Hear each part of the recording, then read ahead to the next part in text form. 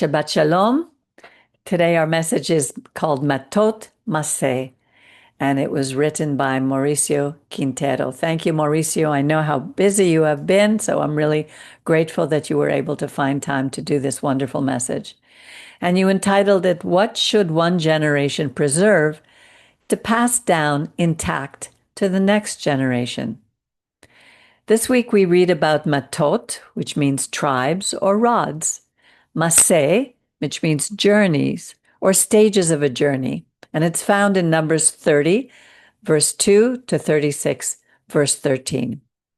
It begins with the care needed to verbally express vows. God had already indicated several types of vows: voluntary, temporary, and specific, like the Nazirite vow. But the Torah recognizes that human emotion and critical moments in life lead us to express what is in our hearts. We read how, for example, in moments of anguish before a battle, before facing the unknown, or the ecstasy of joy, we make a neder, a vow, or we take a shavua, an oath. So neder is a vow, shavua is an oath. Like we say, bli neder, we make no vows. This is what we read in Numbers 30, verses 2 to 3. When a man makes a neder to Yud-Heh Vav-Heh, or a shavua to bind himself to a duty, he must not break his word. He must fulfill what he has said. At first glance, it might seem that a vow or an oath are the same, but they actually have different origins. In a neder, the person verbally expresses setting apart or consecrating something, like an object or a person, for God. Whereas in a shavua, the person binds himself to fulfill an oath. The intention of the neder is toward others, and in the shavua, it concerns the conduct of the one swearing. An example of a neder is Jacob's vow at Bethel. If God is with me, then the Lord will be my God, and of all that you give me, I will give a tenth to you. We read that back in Genesis 28, verses 20 to 22. Here, Jacob vows to consecrate both money, the tithe, and the place, Bethel. Another example of a neder is the Nazirite vow, in which a person sets himself apart for God by sanctifying specific practices, such as refraining from drinking wine, refraining from cutting his hair, and maintaining ritual purity. We see another example in Hannah, who makes a neder to dedicate her son to God. Perhaps the most tragic neder is Jephthah's vow. Whatever comes out of my house will be for God. In all these cases, they verbally expressed a neder to bring it to reality, teaching us that we must be careful when making vows to God. In contrast, in the shavua, the oath, we see examples such as Abraham, when he made an oath with Abimelech, or Abraham with Eliezer, where actions are bound by an oath. We also read of Joseph's oath with his brothers to carry their remains to the land of Israel. Centuries before this historical moment in Matot Masei, as we read in Genesis 22:16, Exodus 6:8, Deuteronomy 1:8, etc., God said, I swore to give. So for us, as people who should emulate God, keeping our word is important.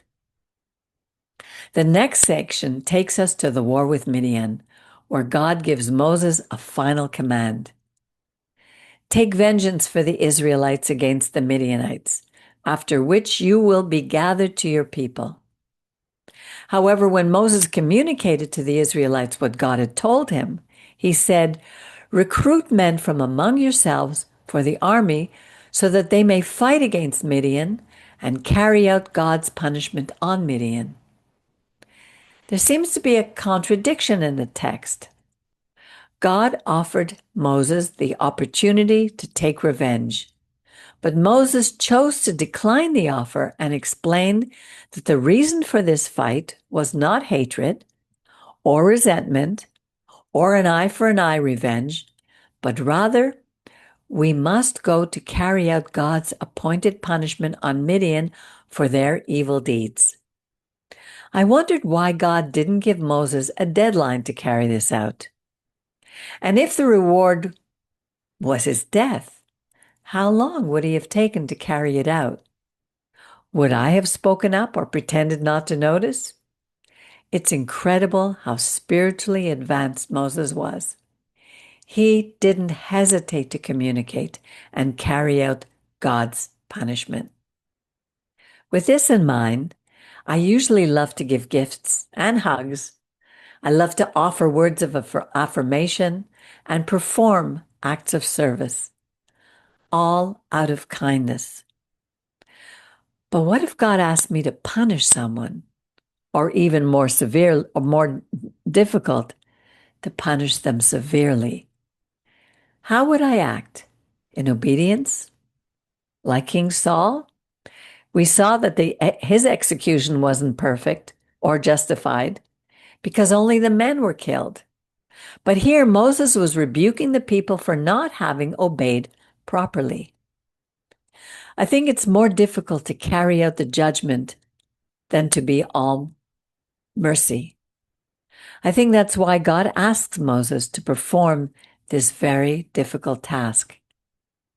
How can a deeply merciful person exercise justice when God demands it? Moses wasn't a violent man. In fact, he defended a Hebrew. He defended Jethro's daughters. He constantly interceded for Israel.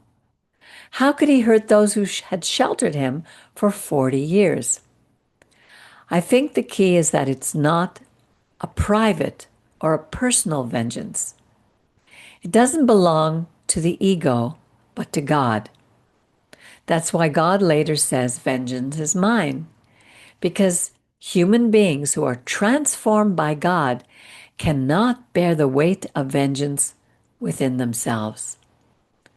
Likewise, I believe this teaches us not only to be kind, but also to do what goes contrary to our nature, to administer judgment.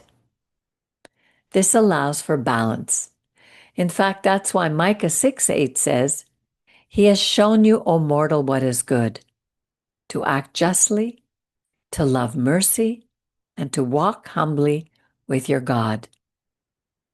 To act justly, to love mercy, and to walk humbly with your God. The order is to execute justice, to love mercy, not to do mercy, and love judgment.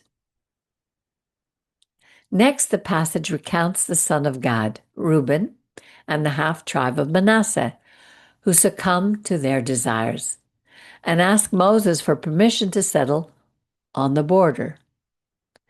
They quickly plead, "If it pleases you, give this land to your servants as an inheritance. Do not make us cross the Jordan River."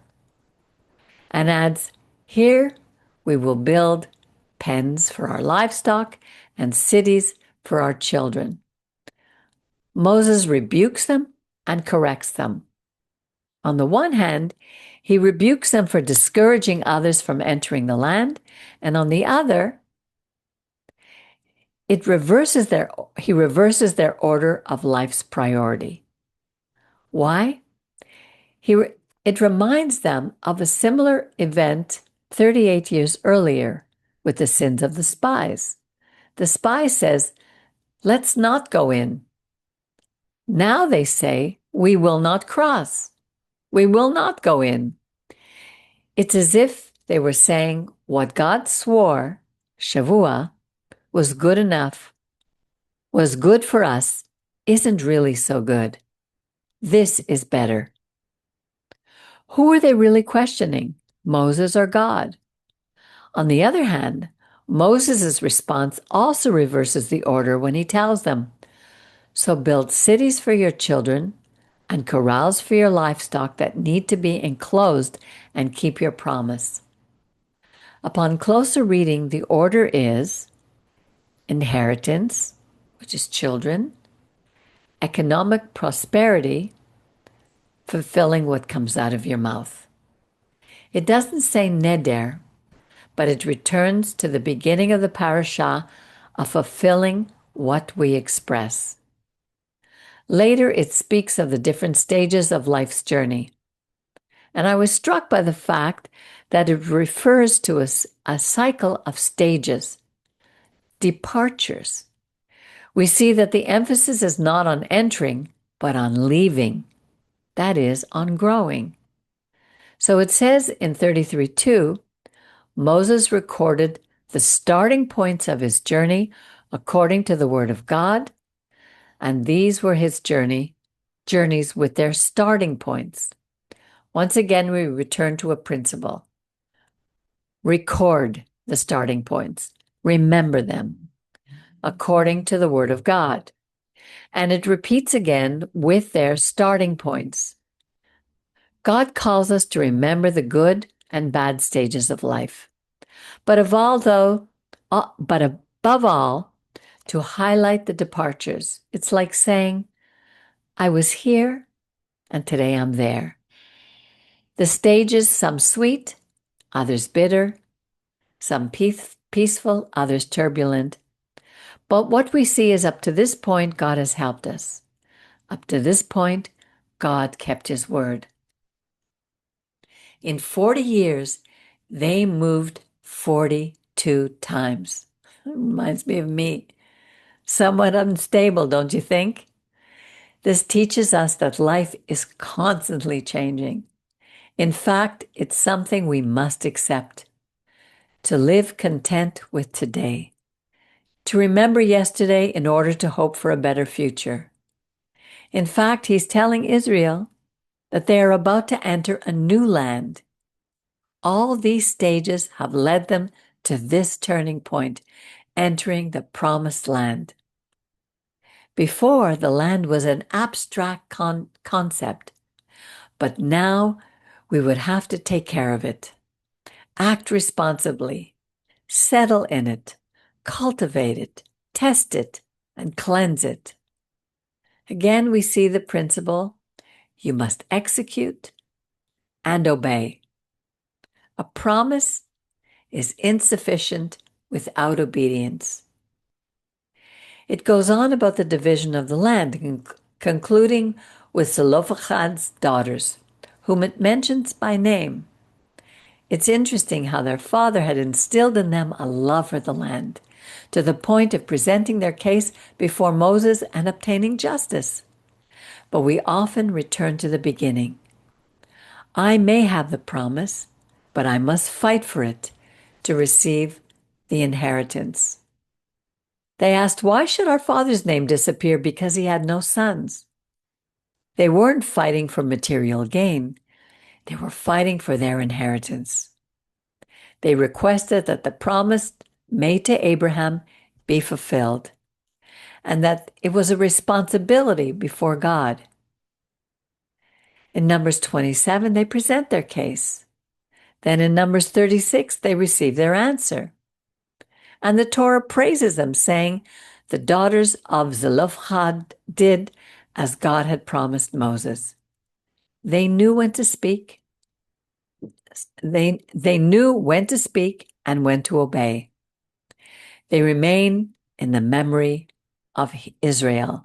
And the most beautiful thing is indicated in chapter 36:11. The daughters of Zelophehad, Machla, Tirzah, Hogla, Milcah, and Noah married their cousins. They married members of the families of the sons of Manasseh, son of Joseph, and their inheritance remained with the tribe of their father's family. That's to say, they not only received the land, the promise, but they received what was truly important, family. the central theme of this book. The book of Numbers narrates how a generation lost its inheritance for not believing and for clearly stating that his promises would not come true. For them, God had failed in his oath, and this questioning led them to wander for 40 years in the desert. But the book ends with another generation that would learn to live by that word in order to receive their inheritance. It begins by taking a census to determine who is from Israel, and ends by distributing the land to each family. So we learn that words create a legacy. What do we name our children?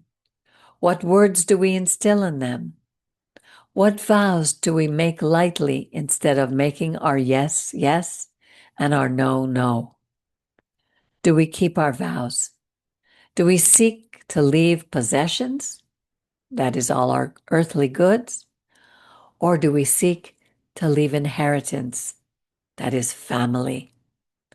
My prayer for this Shabbat is that God will put wisdom in my mouth, help me remember, encourage my heart, help my spirit, my ruach grow, my soul grow, and place an inheritance in my home, and that this would extend to everyone in our community.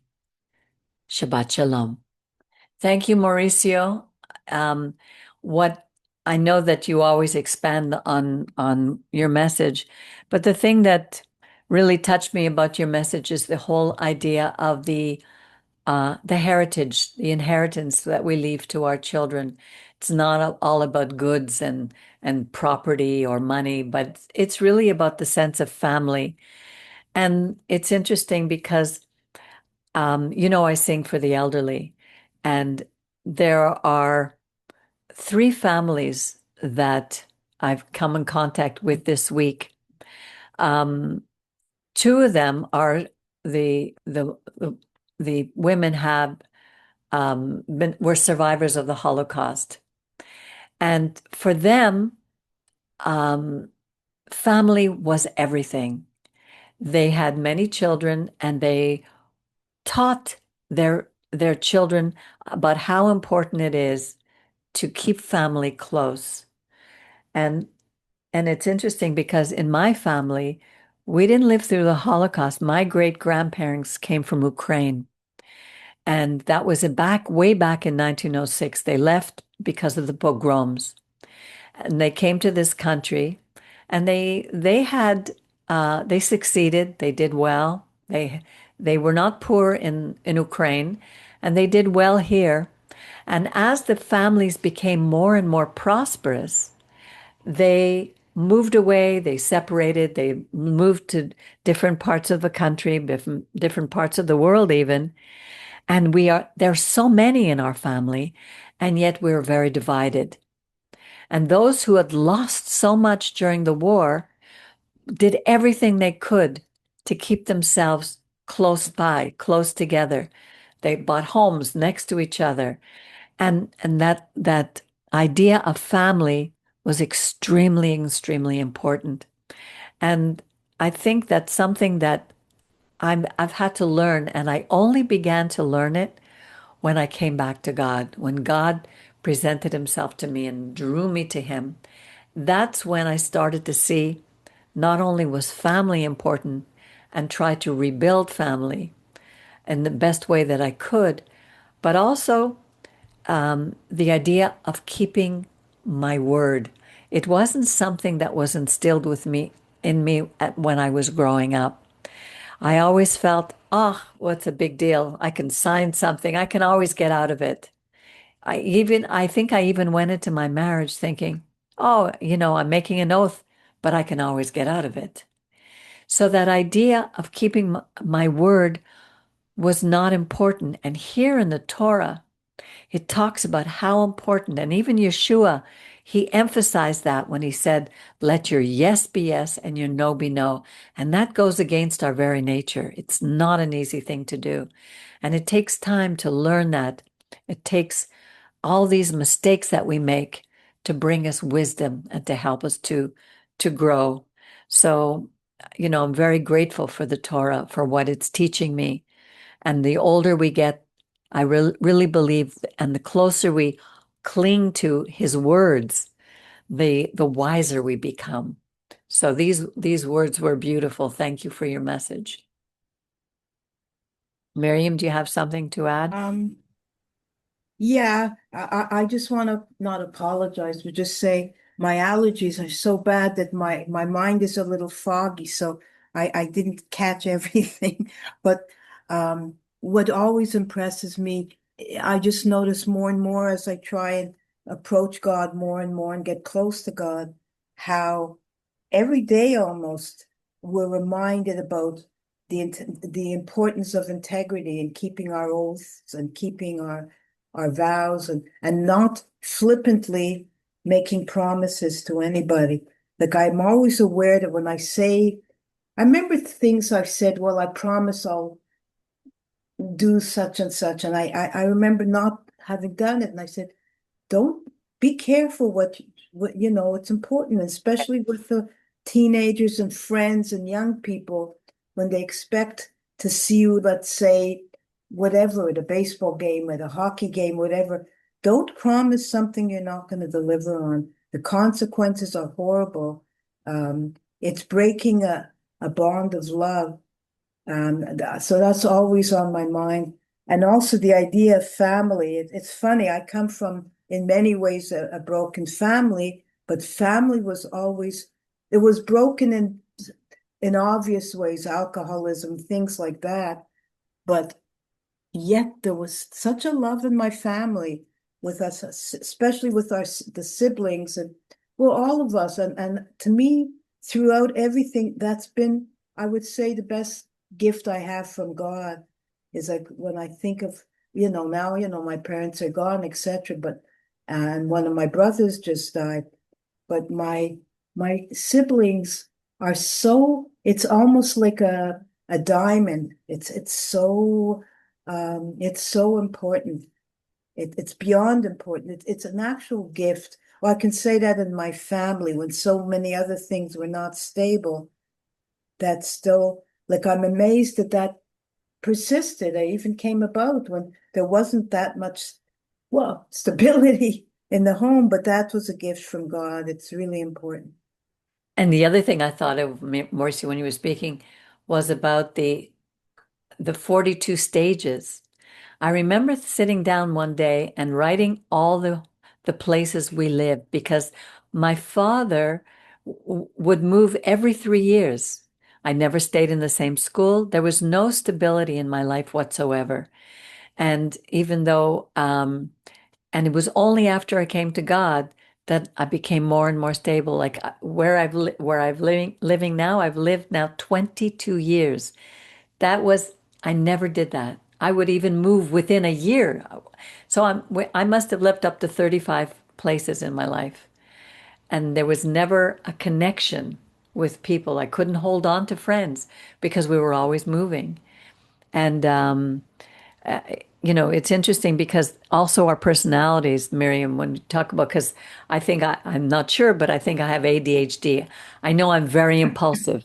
Let's still So form a club because I'm sure I have it too. and I have the desire, like my mind is so fast that I have the desire to do something, but my body doesn't always keep up. And then my body crashes, even though my mind still wants to be there. So I would say, okay, I'll meet you there. I've been in the car with you, Miriam, and I I say, okay, we're remember. going here. And then suddenly all my energy would leave and I'd have to go home because I have the desire to do something, but I couldn't keep it up. So as we get older and we begin, to know ourselves and to not promise things that we cannot do. And then when we do it, we just have to apologize and try better the next time. That was all our stages in the desert. That's what God is showing us. So it was really, these things are really important And for. it's not over, even though, I'm 73 years old. But it's so strange, the idea of time, like how could this happen that I'm 73? But yet I'm still on that journey.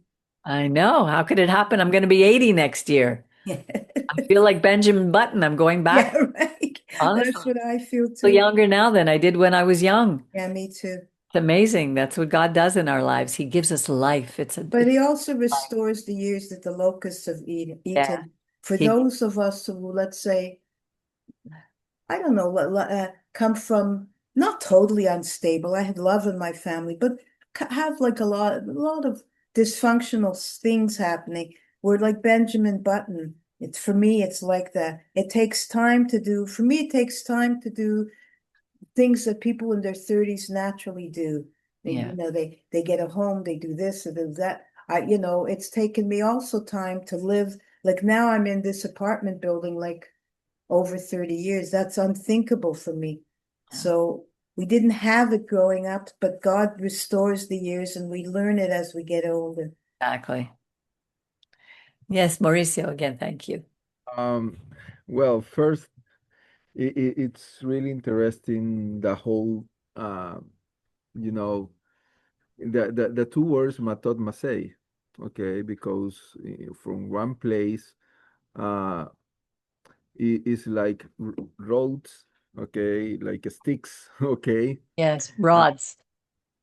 and the other one are journeys. And I want to have a picture inside, okay. Remember that, for example, elderly people who has a lot of Masai journeys in their lives, what they used to walk and stick. Okay. So it's like saying that the Torah is a nation. Moses is close to die. They are entering to the promised land. Okay. And it's like you are going into a new journey, but you need something to hold your path, Right. to hold your walking. Yeah. Okay. Yeah. So in this case, it's so important that it's like saying that the heritage needs both. Right. To know is a changing world. Okay. But on the other side, what we need? Well, we need to have something to hold my journey. Okay. And what is that? My mouth, my words, Mm, words. Okay. And that is the heritage. You say you have to comply with. right. And it's very interesting because today's words, it's so, yeah, I can see. That's my moisture stick. uh, you will open the sea. Yes. Uh, and the point is today the first thing people has lost, okay, is the word. Right. Word right now, Means we need contracts. Can you imagine that? We need contracts to establish that what you say is what you really say. I Okay. remember my father-in-law. It would be a handshake. His word was like gold. His word Yeah. was his bond. He would shake hand. They never needed a contract. One is that. And today we need, for example, it's incredible to see people recording what you are saying. Right. Yeah. So it's like we cannot hold our words. But worse than that, we live in a time of AI where you're putting words in people's mouth that they never said. Yeah. Yeah. So so in this case, for example, we can see today the Treaty of Hormuz, for example. Right. They cannot keep the word, not 24 hours. Right. And it's a nation. with another nation. So what tells you that the word is not reliable for Right. both of them. Okay. So and that is very sad. Okay. So in the second thing that is talking about, it's implicit, okay, because it's not really explicit. But when you are reading carefully, then you will note something: communication in the house. It says that if the father hears the daughter, for example, if the spouse hears the woman, Right. if the in also it says that when you are when the part when prior before the bride, I think, uh, how do you say, before marriage, You write they the ketubah you're talking about?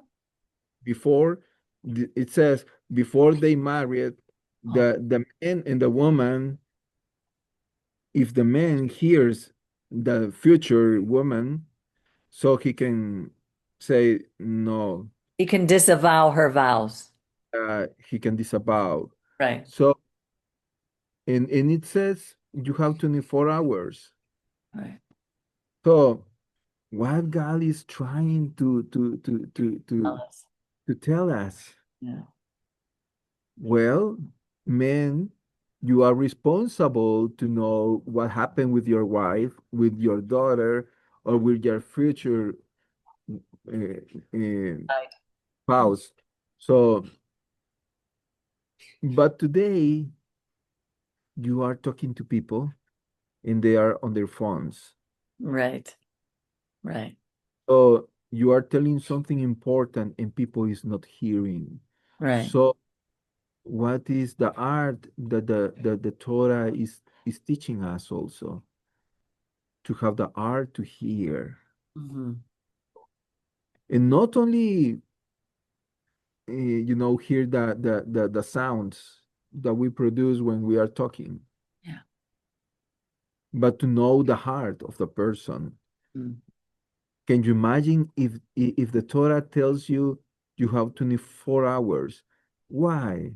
If the man can say, "Oh, I disavowed you," no, it's to discuss. Why are you saying that to God? For example, we can read later on Hannah. Where was her husband? Mm. She was alone in the He temple. he didn't go to pray for her. Yeah. She was alone. Right. So the man could not say to her something to disavow her, okay, because he was not present. He Mm. was absent. So by the time Ishmael born, he cannot say to Hannah, Hannah, I'm not agree with that. Interesting. I never thought of that. Huh. Yeah. Yeah. So can you imagine if today Evelyn will say, "Oh, I will bow to God, Pablo," and I Yeah. don't know. Oh, yeah. So Yeah. what will be the reaction, my reaction at that moment? And what the Torah says, okay, you were not there, you were absent, then you have to keep quiet, Yeah. to keep in silent. Right. No matter if you don't like, you were not there. So that is to have the family union. Mhm. So in then to the man, he makes responsible. what comes out from our mouth. Okay, because for the men there is not coverage, there is not a caparat to say another person can, not even my father, not even my leader, not even my spouse can say, oh, I'm not agree, I will charge uh, with your responsibility, okay, to disavow you. No. No, it, but Jephthah could have gone no to the priest at the time.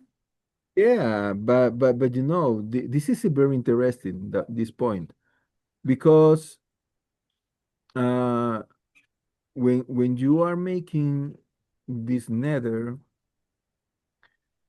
I like a man, okay, the Torah is not really explicit to say, okay, you made a mistake, so you cannot dishonor your word.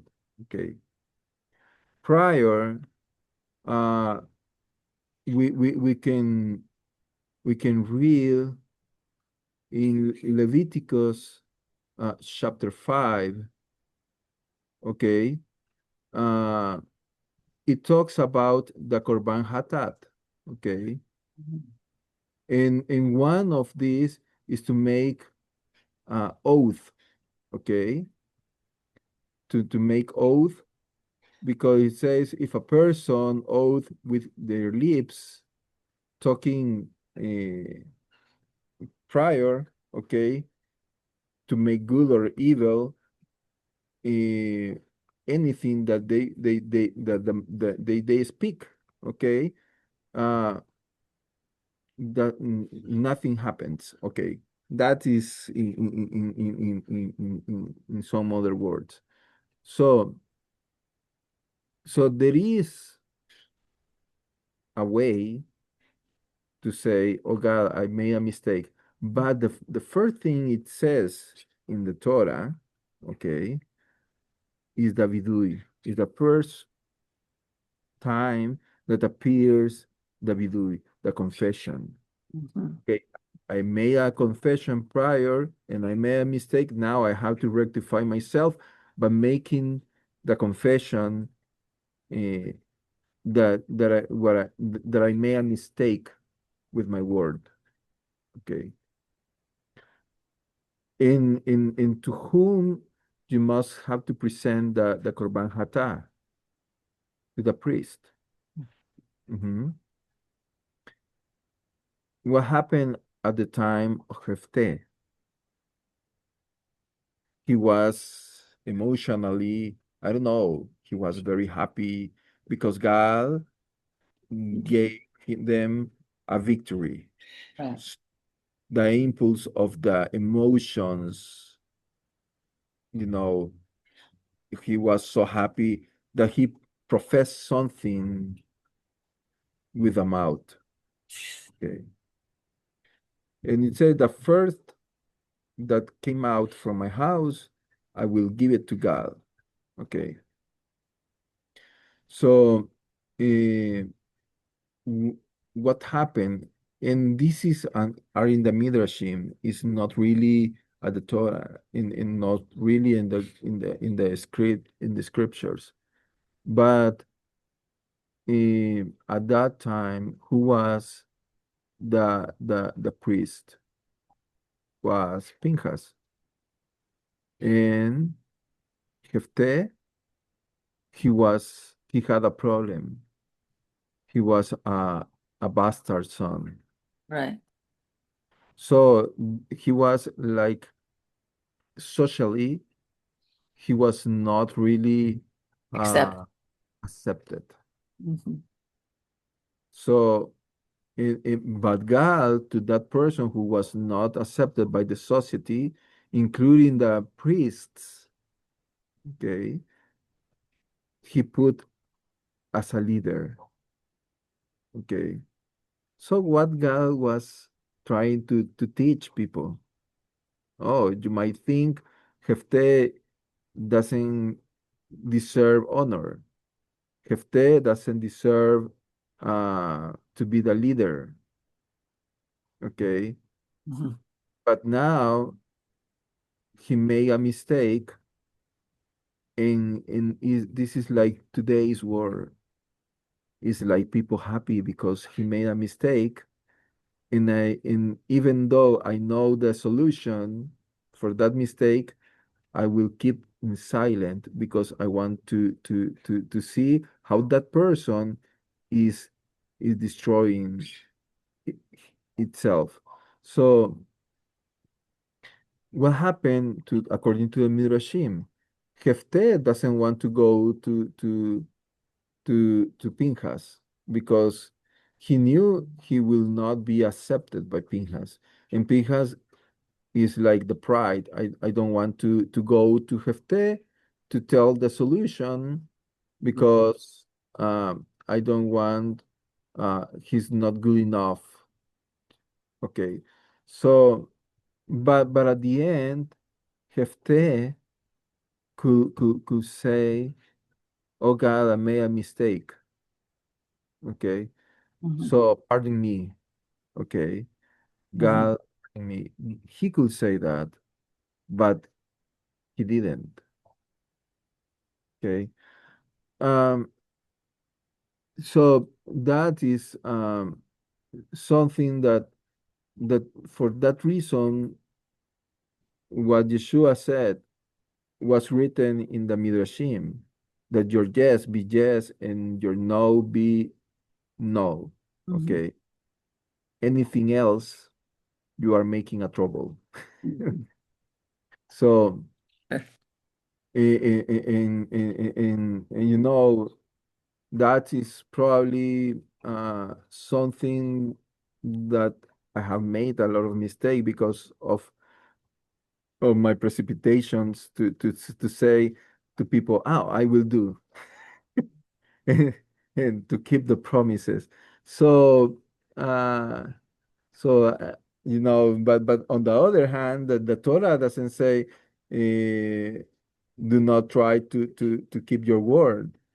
Okay, it's very clear. Keep your word. Yeah. Make promises, but keep your word. Yeah. Okay. Yeah. We always say bli neder.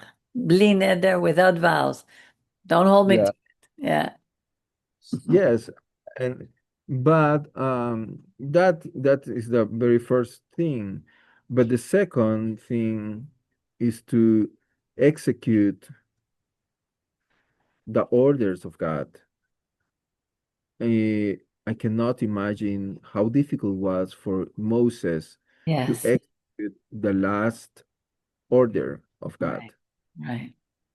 From one side, God is telling Moses, Moses, you will take vengeance. Okay. God used the word revenge. Okay. Right. In on the other hand, you have to fulfill this word. In how difficult it was for Moses, that those persons, you know, when he was running from Egypt, they accept Moses as one of them. In some way, the the woman of Moses was Midianite. The sons were Midianites, Hmm. some part of them. The father-in-law was Midianite, Right. so he lived among them. Right. Wow. Oh my goodness. So difficult.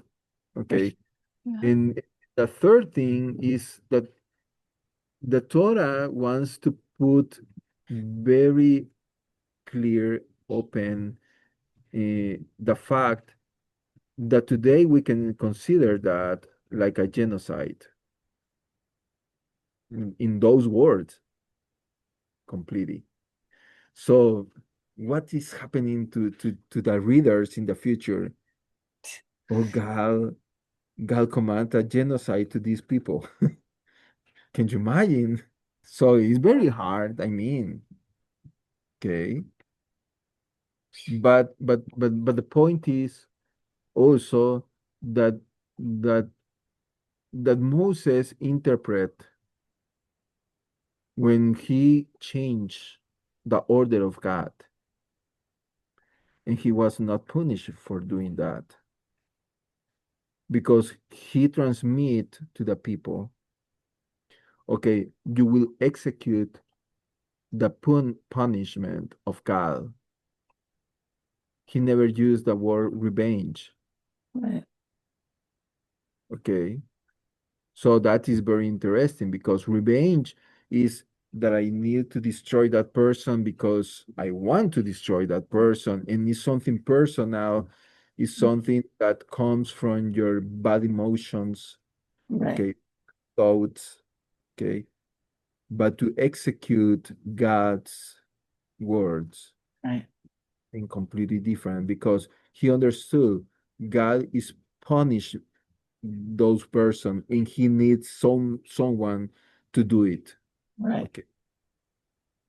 So that is completely different. Second thing, Mm. Diane did not disappear. Who did Okay. here? Midian, Oh, no, Madian right. Exactly. It wasn't a genocide. was not really a genocide. It was something, it was an operation, Right. eh, you know, forward to reach these five kings, these five persons who were against Israel. I cannot remember, but I have this idea, and later we can look better. But I remember that Midian has 12 tribes too. So it was the attack for just for five of them. It was not to destroy all of them. Right. And one of those who were destroyed was Sur. Sur was the father of Cosby. Oh, yes. Okay, can you imagine?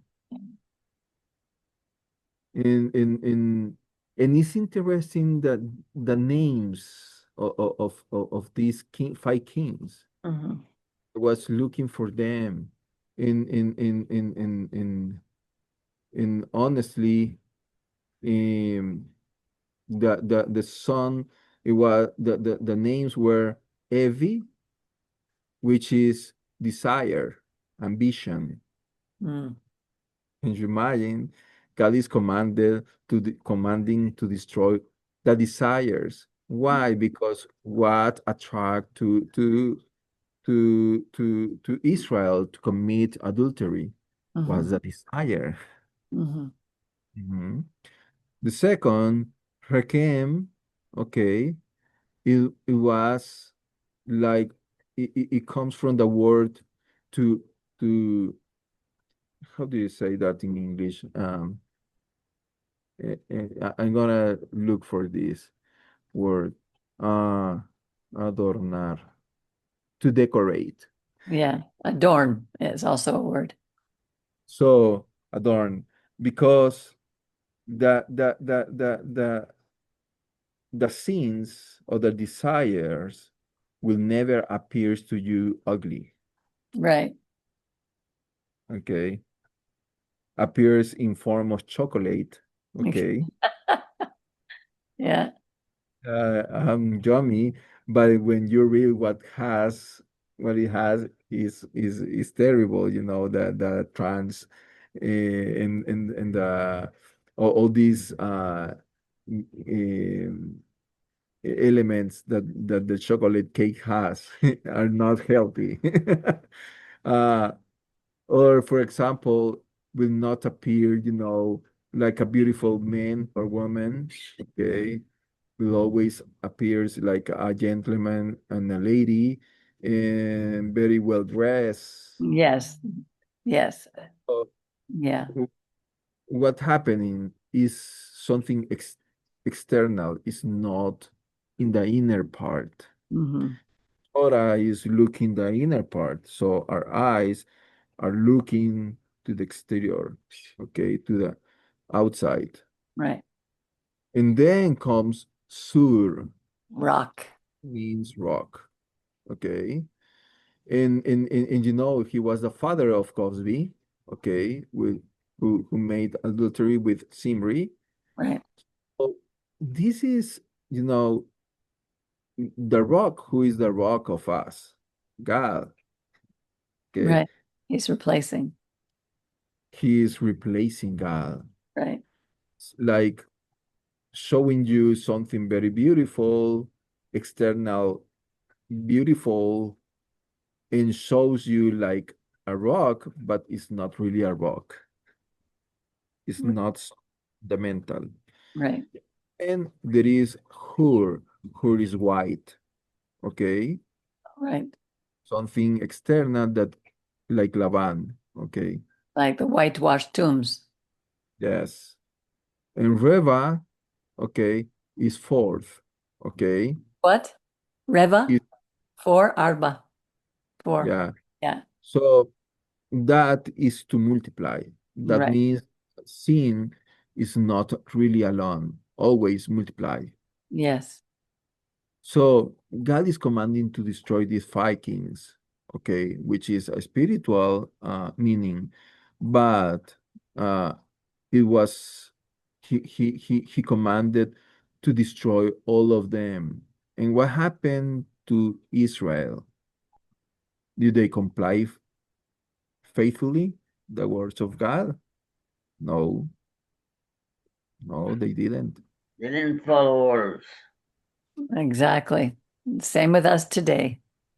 Yes, they said, okay, we're gonna kill the man, we're gonna kill and also there was a gift from them who was Balaam. Balaam was there. Okay, probably, you know, according to the portions that we read before in Balaam, he returned back to Peor. Okay, but it's very probable that they contract again Bilam to try to destroy Israel. And Yeah. probably that's why he was there. Hmm. Right. It's not a coincidence. Right. Okay. So God commands to destroy all of them, the men, the woman, and the woman who had an age to have relations with men and to kill all the boys. Okay. Right. It seems from outside, oh, that is terrible. And you know, that's something that if we could see was not Israel vengeance. Right. It was God's punishment. Yes. That's It's very different. that is very different. Yes. And second thing, Israel try, okay, to have mercy. And what was the answer from God? No, I didn't tell you keep them alive. I said, destroy them and purify all the objects of Right. them. Right. Okay. So what they had to do to kill all of them. And that is there is a lesson. And it was a lesson for me because you know, for me to execute justice is very difficult. It's very It, difficult to discipline our children. It's very difficult to punish. It's you difficult. know, for example, for me, Yeah. um, I remember that the first day I had to fire a person who Yeah. was working properly. Wow. I felt so bad. Oh, You know, that day I felt so you know, I I I I took the order and I took the responsibility to fire that person. He was very nice person, honestly. He was not an evil person. right. It was very nice. Good morning, good manners, you know. But the problem is that he didn't work properly in generate problems inside the group Right. because it's like the person, yes, we are a teamwork, okay. Can you imagine, for example, in the World Cup? if there is a defender there or a midfielder or a person who doesn't work in the team, what will happen to the team? It The whole destroys. that destroy all the game. Yeah. Okay. One rotten apple destroys the bunch. The Yes. bunch. Yeah. Well, what you need to do You to need. take that Yeah. person, not because you want to destroy, not because I do not I cannot look at you. No, it's because you are not working properly. Right.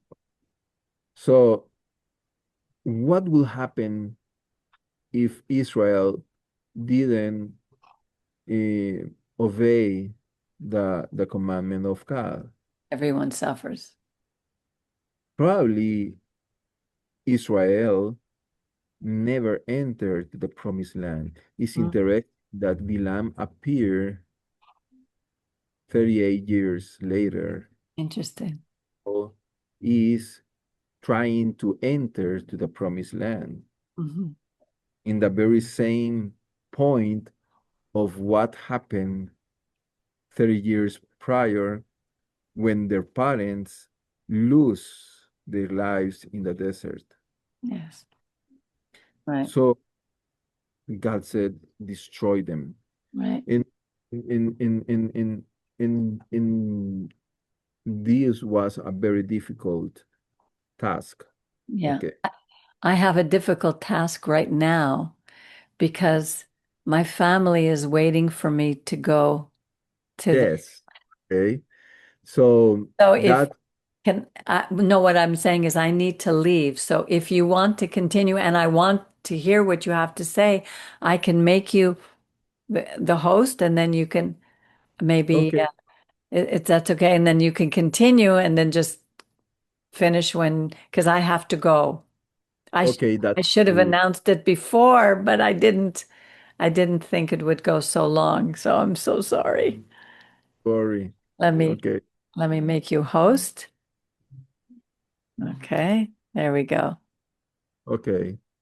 That's okay. Good. You. Okay. Have a good day, Peggy, Thank you. and with your family Thank to you. wherever you go. Okay. Okay, Shabbat Shalom, everyone. Oh Good no, day. I Okay. wasn't. We weren't finished. I was just leaving it. I'm sorry. Yeah. Oh, Just me gonna too, I'm sorry. You too. Yes. Have a good day, Bye-bye. mommy. Have a good day, Moshe in Uganda. Okay. Shabbat Shalom, everyone. Bye. Okay, so I just want to finish with this idea. And the idea is uh, God is commanded Moses to yes to have mercy, but the order that the Micah says execute first justice, then show mercy, okay, and keep humble. And it's interesting these steps. Why is not first love mercy first? Because it's hard for the human to execute justice. To have hesed is honestly you feel good in yourself. You know when you practice the mercy, when you give mercy to person, when you bring love, when you bring help, etc. So, but to execute sometimes needs more inner stability because if you get angry and you put emotions with the justice, you will not save the person. You will destroy persons. Okay, you will destroy yourself, and that's why. In the second thing that makes my attention is that God said to Moses, Moses, when you finish this task, then you will die. And I was looking to myself, oh, if God tells me, okay, you're gonna go to I don't know to any country in the world, and to destroy them, and then you will die. He, God never put a timeline to Moses. Okay, he never said, "Oh Moses, you have 48 hours to destroy Midian." No, he just leave openly the time. But what we can see is that Moses made it very fast. It's like he didn't demurrage the order. So even though he knew that faster he complied with the task, faster he will die. So I'm not sure if I have this type of um of obedience, because if God commanded me that, probably I will take 20 years or 40 years. Okay. So but Moses did it quickly. So that teach you that mm, that real leaders take decisions to fulfill before God. Okay, not to have a take advantage of that, is just to fulfill the God's word. And Israel was more important to enter to the promised land. So Israel was more than Moses. That is what is teaching Moses. So that is the stick. And then take responsibility is the third. At the end, talks about the los Cephal daughters, and it's interesting how we can see that in chapter 25. If I cannot remember bad, the woman went to Moses to present the case. Okay. And then we can see in chapter 36 the resolution of God, saying yes to the petition, okay, of the four women. And then also we can see how important was for Israel the family, because at the end it says that the four woman marriage, okay, get married. So that is like completely a fulfill promise from God. They were receiving the land, they were receiving the the word of God to fulfill the promise he made to the parents. And third, God gave them a family. So God is a wonderful God. So that is the old thoughts I wanted to add for this time. So if anyone wants to add something, that will that would be great. Just a quick thought, and then I know we'll go soon. What's happening now all over the world, in Europe, but especially we're noting it in the United States, it seems to a lot of people that it's not merciful to let in so many immigrants. It's saying, well, look at the whole families, you need to let them in. But it's not just, because some of these families who might seem nice, whatever, they're changing the whole Western Judeo-Christian society. And God knows, and we know what would happen over time. It's already happening now, that the world here is changing, and it's adopting, different, not Judeo-Christian values. So it's mercy sometimes. It needs to be justice needs to be first. We even see that in the world right now. Yeah, because if you don't give justice, then you will destroy the whole society. Yeah. That is something that happened in El Salvador. Eh, the human rights, okay, took possession of the whole society, okay, and the whole government. So they start to show mercy not to the person who were affected by the gangsters, okay? But they were giving money, they were giving protection to the gangsters in El Salvador. What happened? We were having people were killed, like I can remember it was the top was 26 person per day killed in this tiny country. And you cannot get out from your house after 8, 10 p.m. Okay, because if not, you could die. Your daughter were not completely safe in your own country, because if some gangster wants and sold her and decide her, they just took your daughter. Can you imagine that? So it was really terrible. I mean, it was it was a mess. In every day, the corruption grows in things like that. When the current president, uh, who is not really perfect, but he has made a good job. Uh, what he tried to say, okay, if you are a gangster, you need to go to jail. Then we will apply a correct judgment, but you need to go to jail first. So human rights, they raise up those who were blind before the suffering of the people, okay, and try to cover this voice.